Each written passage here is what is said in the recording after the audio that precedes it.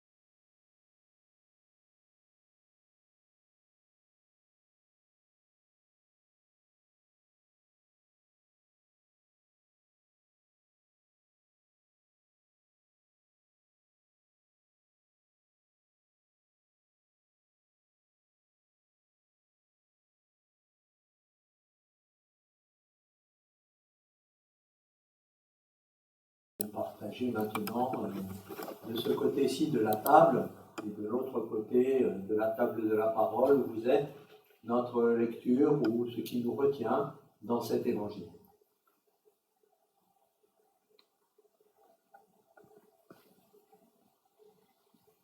C'est plutôt raide. On ne trouve pas beaucoup de textes aussi tranchés dans l'Évangile. C'est unique.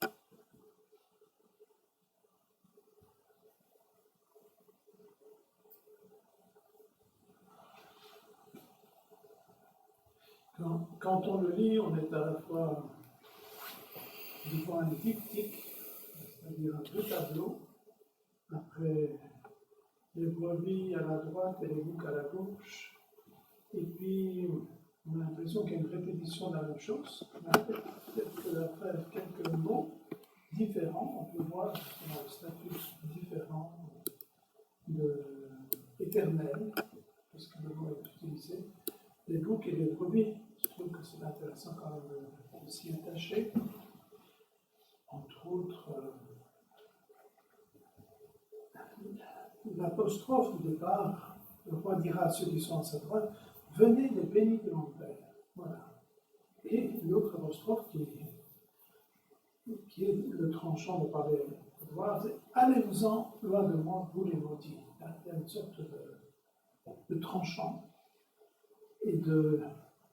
Le mot n'est pas dans le texte, mais on attribue à une sorte de jugement quand même. Une sorte d'application. Mais il ne dit pas les maudits de mon Père. Non. Et il parle tout après du feu éternel préparé, pas pour les hommes, pour les boucs, mais préparé pour les chèvres, en fait. Pour le diable et les anges. Oui. C'est préparé pour le diable et les anges. Pas préparé pour les hommes. Ce qui rejoint un peu la tradition de l'Église. L'Église ne dira jamais que l'un de nous, durant le siècle, est en enfer. Voilà. Ou est dans le feu éternel. Pourquoi? Parce que c'est le secret de Dieu et du dernier moment, peut-être aussi. Ce qui m'a frappé aussi, c'est que il dit, alors c'est le Fils de l'homme, puis après, ça sera le roi, à qui on dit Seigneur. Mais au passage, il y a un berger quand même. Il séparera les hommes d'hommes, comme le berger sépare les brebis des boucs. Alors, c'est intéressant parce que dimanche prochain, la première lecture est tirée du prophète Ézéchiel, qui parle que Dieu est comme un berger, et un berger, alors qui s'occupera de la brebis blessée, qui la pansera, celle qui est malade, je lui rendrai des forces. Enfin, il est tout compassion, soin, prise en charge de la brebis malheureuse. Ça, c'est l'image du berger qui est véhiculée, qui est dans le psaume aussi, le Seigneur est mon berger. Bon. Et puis là, alors, il est associé quand même à autre chose. Une séparation redoutable. Oui, oui. Ce qui est intéressant, c'est que la séparation, c'est comme dans la parabole des jeunes filles, elle est pas connue. On ne sait pas si on est du côté des chèvres, enfin les boucs, le mot grec c'est des chèvres, les chèvres du côté des brebis, quoi. Ça n'est révélé qu'à la fin. Alors les deux paraboles précédentes, voilà. C'est ça. Du coup, je trouve que ça dramatise encore un peu plus. Alors, je suis de quel côté, moi? De quel côté et quelle est la clé qui va me permettre de pressentir de quel côté c'est? En fait, la pointe, elle est plutôt de ce côté-là, quoi. Pour moi. La relation de chacun au Christ, au Fils de l'homme, au berger, au roi, à travers ceux qui sont nos contemporains. Alors la clé incontestable, c'est quand est-ce qu'on a vu chaque fois que vous l'avez fait, chaque fois que vous ne l'avez pas fait. Voilà. T'as fait, t'as pas fait. C'est formidable ça. En tout cas, même si on ne le sait pas, un homme averti en vaut deux. Voilà. Alors maintenant, vous le savez. vous ne savez peut-être pas de quel côté vous êtes, mais vous avez entendu ça. C'est une étape de plus quand même, d'avoir entendu. Et la chose qu'on a entendue de très radicale, c'est que dans ce récit, Jésus dit « j'ai eu soif ». J'ai, moi. Donc Jésus s'identifie aux petits qui ont soif. Nous rencontrons des gens et qui ont soif, qui ont faim, qui sont nus, malades, étrangers, prisonniers. Et il nous dit, vous me rencontrez. Alors ça, c'est quand même une annonce très forte. Et c'est ce qui s'est passé avec saint Paul sur le chemin de Damas. Il va dire à Paul, à Saul, pourquoi me persécutes-tu? Or, Paul persécute les chrétiens qui réfugient à Damas. Mais il lui dit, pourquoi me persécutes-tu? Et c'est extraordinaire de voir que l'Église, pour la fête du Christ roi, qui pourrait nous faire partir dans d'autres horizons, choisit ce passage où Jésus s'identifie aux plus pauvres, aux plus petits, à celui qui a besoin d'aide. Lui, le roi. Lui, le roi, oui. Et il ressemble à tout sauf à un roi. Ouais. Il a lâché sa royauté, quoi. Il a quitté, comme dit Philippiens, il s'est dépouillé, lui, de conditions d'huile. Et du coup, c'est une annonce de la passion. Oui, Ce qui suit juste après, c'est la première annonce de la passion. Donc, quand il dit j'ai eu soif, on ne peut pas ne pas penser à Jésus sur la croix qui dit j'ai soif. Ce texte-là, il est en même temps une annonce de la passion. De la passion comme, d'une certaine manière, déjà la fin des temps. Le jugement qui est au cœur. oui, la passion qui commence le verset d'après. Voilà. Là, on entre dans la passion, le verset d'après.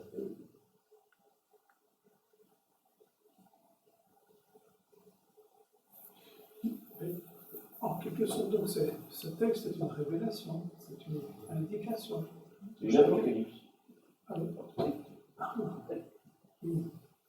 Nous sommes quelque part privilégiés, puisque Jésus nous révèle ce qui pourrait se passer, ou qui se passe déjà dans nos vies, quand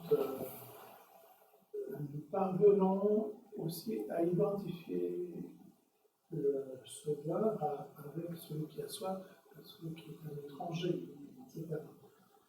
Donc il y a le statut du lecteur, de celui qui, ou de l'écoutant dimanche ou ici, c'est un statut de bénédiction. En fait, nous pouvons quand même aspirer, ou bien, sans nous dire, je vais dire deux choses, aspirer à être les bénis de mon Père, parce que nous voyons l'enjeu, et donc aspirer à bien voir le Christ dans notre univers, autour de nous, et en même temps, nous pouvons faire nôtre la clé dont parlait Édouard aussi, Seigneur, quand est-ce que nous t'avons vu? Donc c'est pas qu'on est tout le temps aveugle, je vais insister sur un autre point, c'est que parfois, nous ne mesurons pas, ou jamais, tout le bien que nous faisons. Voilà. Et inversement aussi. Mais là, ça veut dire qu'il y a une démaîtrise totale. C'est là, en ce sens-là, qu'on n'est pas le roi. C'est le roi qui nous l'a. Oui. Et ça, c'est très juste.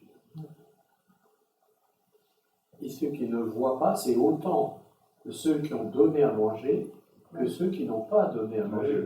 Les deux ne voient pas. C'est pour ça que c'est une révélation. On a utilisé le mot apocalypse. Il faut bien comprendre. En fait, ce n'est pas un désastre en quelques millions d'années, mais c'est une parole d'espérance pour aujourd'hui. En ce sens, ça prolonge le dimanche de la journée des pauvres, le dimanche dernier. On les voit.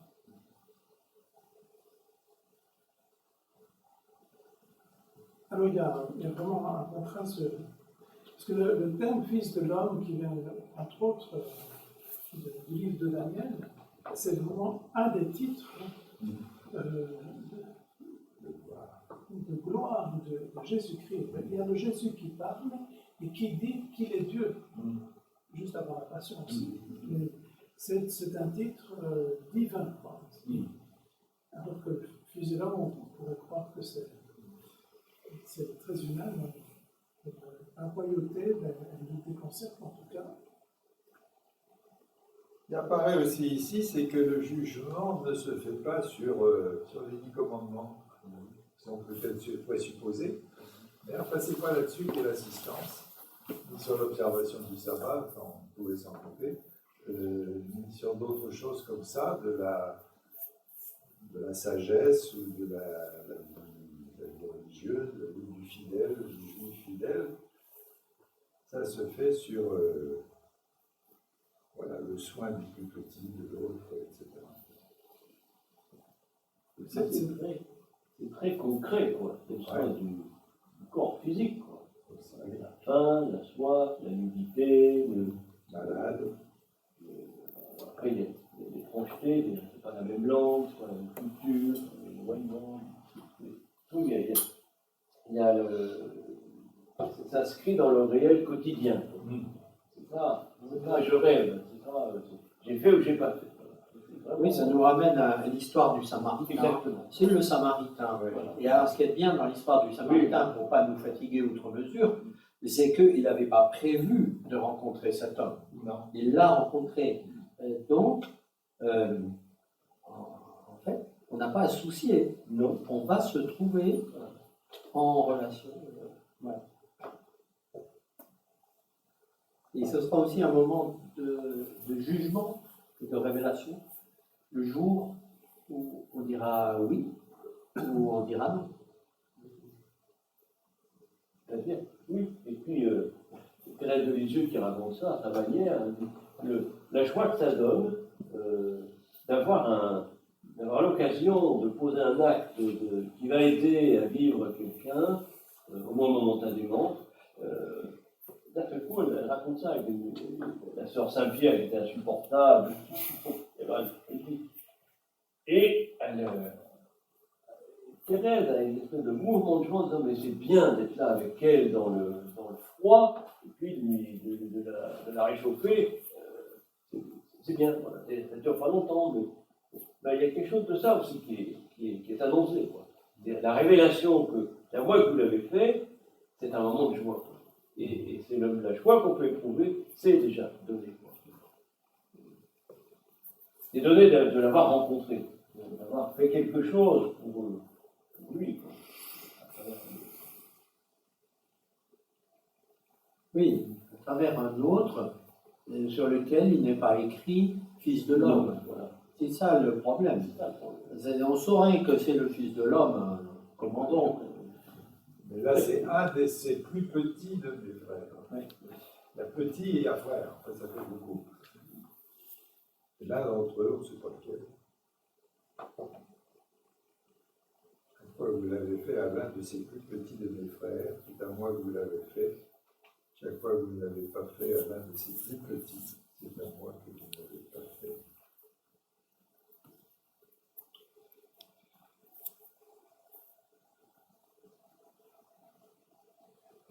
Peut-être quand le Fils de l'homme viendra dans sa gloire, et tous les anges avec lui, siégera sur son trône de gloire, c'est un peu solennel. Bon, mais ce n'est pas du théâtre. Ça fait allusion, en tout cas, à ce qu'on appelle le retour glorieux de Christ, ou à la fin des temps, puisque d'ailleurs c'est la fin du temps liturgique, c'est pour ça que cette fête est quand même fêtée à la fin d'un cycle liturgique. Et peut-être comprendre que à cette fin des temps, le critère, ce sera d'avoir reconnu que Dieu n'a pas été absent de toute cette histoire humaine, depuis l'homme préhistorique, ou bien ici les disciples, puis nous, puis les autres. que pour voir Dieu, eh bien, il faut le reconnaître. En tout cas, en partie, on peut le reconnaître dans ses rêves. Donc ça suppose quand même un acte de foi. Ah oui. C'est-à-dire, on croit que Dieu s'est occupé de nous, qu'il a épousé la chair humaine, si on peut parler ainsi, et qu'il l'a transformée et qu'il nous donne la vie. Ce n'est pas les derniers enseignements de Jésus, mais c'est donc ce qui précède la passion. On disait tout à l'heure. Juste avant. Ouais. Après, il dit Les talents, les vierges sages et folles, et ça, il à chaque fois insiste sur la différence. Et c'est ce qui précède. C'est la révélation ultime, oui, ce qu'on disait tout à l'heure, l'Apocalypse. Le dernier mot, maintenant, il peut m'en aller. Ah bon? Sauf qu'ici, c'est un discours quand même par rapport à la parole des vierges sensées, etc. Ouais. Et donc, oui, il nous est plus facile d'identifier le Fils de l'homme. Tandis que dans les paraboles, il y a cet énigme celui qui invite et qui est violent, par exemple, etc. Tandis qu'ici, le langage est relativement clair.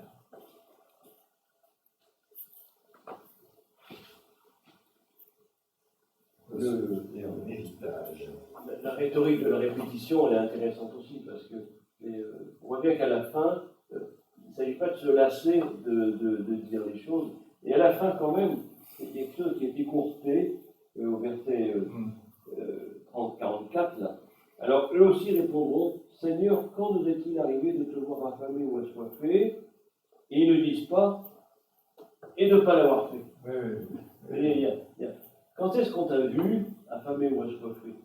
Mais là, il n'y a pas la répétition, et nous ne l'avons pas fait. Alors, sans nous mettre à ton service, mais tout est regroupé. Voilà, oui, Soif, nu, étranger, cette malade. répétition fait surgir la différence. Ouais. C'est-à-dire, ah ben oui, vraiment, ils ne l'ont pas fait.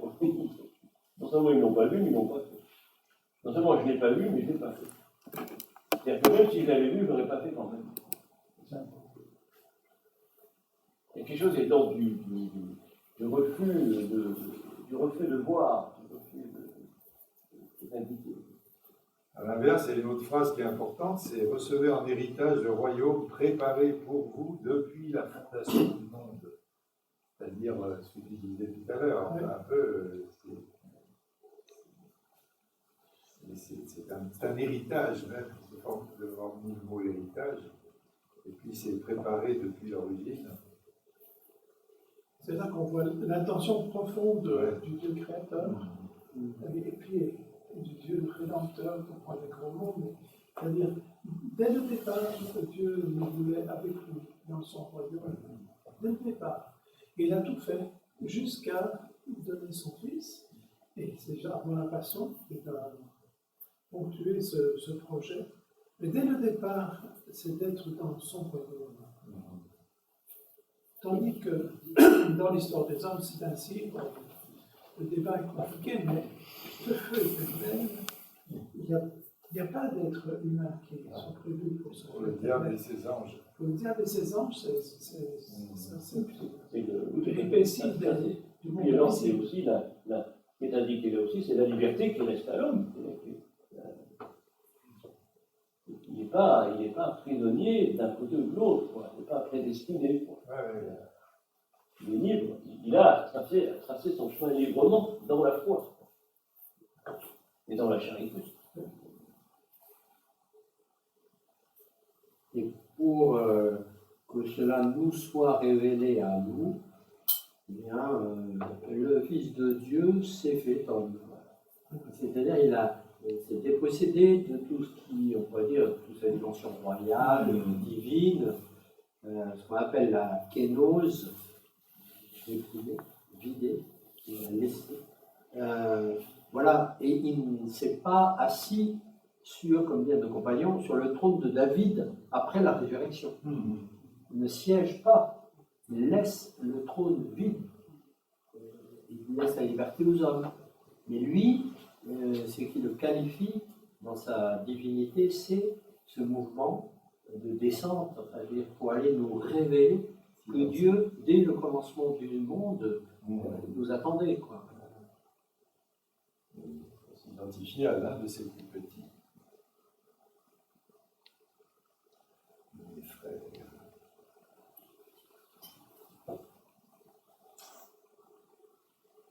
Alors, ça va même un peu plus loin encore, si on veut. Ce qu'on peut dire, pourquoi c'est préparé le feu éternel pour le diable et les anges, c'est parce que Dieu ne veut pas qu'il y ait des hommes dedans. C'est-à-dire, la passion de Jésus, c'est d'aller chercher, toute cette illustration, de chercher là, dans les enfers, ceux qui les sortir de là.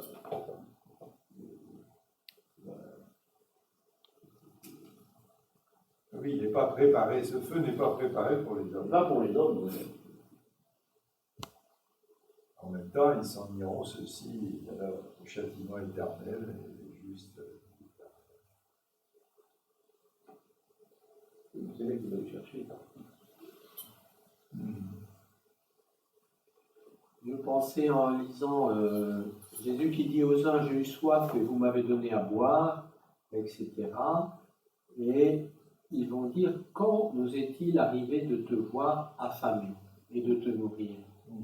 Là, il y a quelque chose en eux qui ne savent pas, pas de mémoire, tout ça. Ça fait penser à cette parole de Jésus, quand tu fais l'aumône, que ta main droite ignore ce que fait ta main gauche.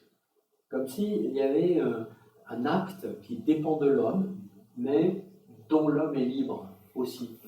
Voilà, il ne s'en glorifie pas. Et là, ça va jusqu'à même ne pas s'en rendre compte.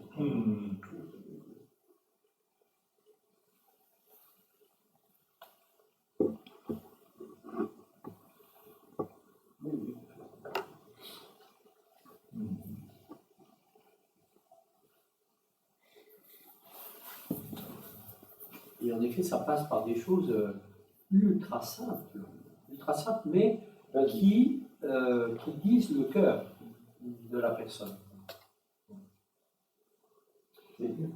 Ça passe par des choses élémentaires, sans quoi il n'y a pas de vie. L'élémentaire de la vie. La nourriture, la boisson, le vêtement, la relation. Et alors, le coup de la prison, ça c'est quand même nouveau. Parce que dans la tradition juive, il n'y a pas ça. Il n'y a pas, dans les enseignements juifs, il n'y a pas ça. Il y a à la place, il y a l'éducation des enfants. Mais il n'y a pas le. Il y a l'ensevelissement des morts, il y a l'enseignement là-dessus aussi, mais il n'y a pas aller visiter les prisonniers. C'est vraiment spécifique à Jésus. On ne trouverait pas ça dans l'Isaïe, là, non? Non. Dans les prophètes? Bien, ça, on va le voir. Il libère les frères chez lui. Alors évidemment, il y a aussi deux catégories de prisonniers. Il y a ceux qui ont fait du mal, qui sont en prison, et puis il y a eu les apôtres en prison. Donc il y a aussi des gens qui ont fait du bien, qui sont en prison. Enfin, il y a le rapport aussi avec les prisonniers, aux méchants prisonniers, avec les deux larrons. Ah oui, avec les deux larrons, il n'y a pas de souci, hein, c'est pas des martyrs, c'est des condamnés, ils ont fait du mal. Et pourtant, pour Jésus, ce sont des frères, des petits. ça c'est nous. C'est ça qui est normal. Ça rejoint la visite aux enfers le samedi saint, c'est-à-dire là, c'est l'homme dans ce qu'il y a de plus perdu en lui, quoi, aux yeux des hommes, qui le mènent en prison. L'étranger, lui, est en bonne place. Il est déjà dans la tradition juive, abondamment.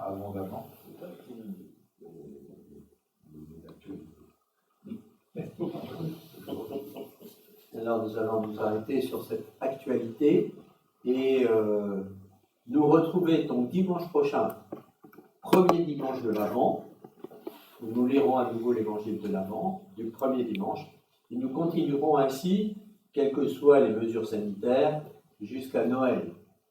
Donc bonne méditation de l'évangile et à dimanche prochain.